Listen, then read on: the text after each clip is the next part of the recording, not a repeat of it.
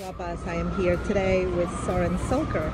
He is the artist that is exhibiting today at this private party here at the Quin Hotel in Manhattan. Hello Søren, how are you? I'm very well, thank you. Very nice meeting you. Likewise. So, could you please tell us, I heard that you have been into Argentina photographing, and could you please tell us a little bit about that experience? Yeah, I've been to Buenos Aires 2 times with 2 different musical artists. So I was there for a few days with the English band Oasis when they played a huge concert in a polo stadium in Buenos Aires. And then the other time I came there with the artist Manu Chao and followed him for about 4 days, also in Buenos Aires. Very nice. Yeah. So, and we are here today, and we're up on the penthouse of the Quin Hotel. Could you please tell us what is your exhibition at this specific hotel? Yeah. Well, I'm exhibiting about 25 different works from a book, an exhibition project called Surface, where I've spent 3 years photographing street artists and graffiti writers from all over the world. So it's photographs from Australasia, Europe and the Americas.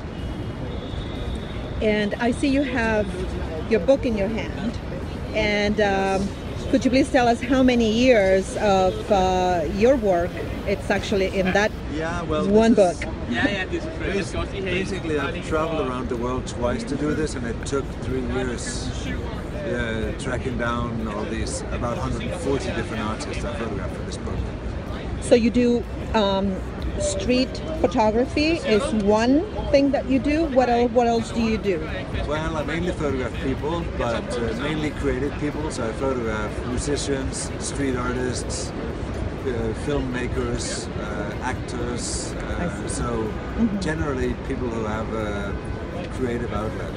And how did you start with this photographing? What inspired you? Or I started about 25 years ago, and that was when I started traveling the world after I finished high school. So I traveled in Asia for 1.5 years, and that's when I really took up photography. I found that the camera was just a way for me to meet people. I was kind of shy. I grew up in the country, so I felt that when I had a camera around my neck, I got a little more courageous, and it was just a great way to meet the world. And meet people and connect with people from anywhere and any background and just pretty much anything. Yeah. Interesting. So do you have any family members that artists, or is you were the first one? I'm the first one. Yeah, it's basically, I think it's also the reason why I got started a bit late. So I studied literature first, because my mother had a bookshop, I guess. That might have been an influence. But then when after I finished my literature studies, I started studying photography in Prague, in the Czech Republic. So I've been a photographer since the mid-90s.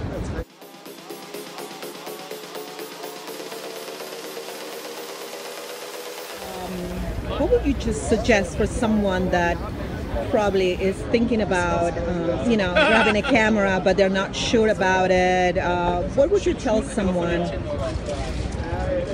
Well, in my case, it was a matter of finding a subject matter that I was very, very passionate about. Because for the first few years, you're going to work. Well, you're going to work very hard for your whole life probably, but for the first few years you're not getting paid for it. So you have to do it out of passion. I think that's the only way you'll ever get anywhere in the photography, because there's thousands of photographers out there.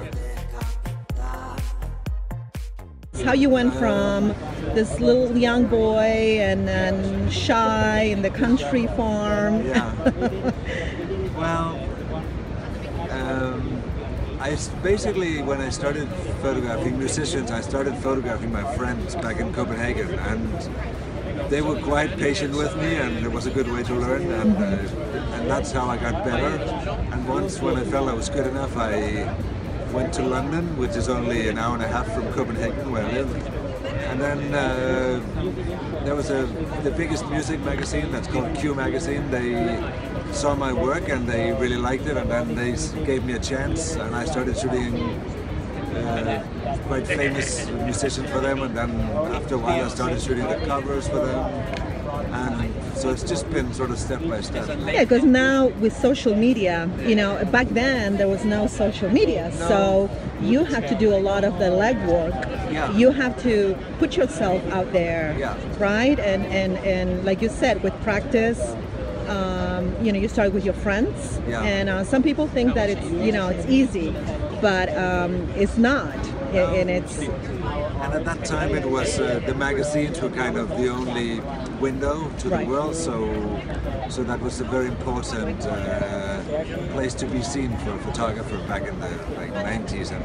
Right. Well, thank you so much. It's been a pleasure, and we'll certainly tell all the Argentinians that are coming to visit New York to stop by, and because your photograph will be at the lobby for 2 months, right? Yeah, on exhibition. Starting August 17th, and then a couple months from then.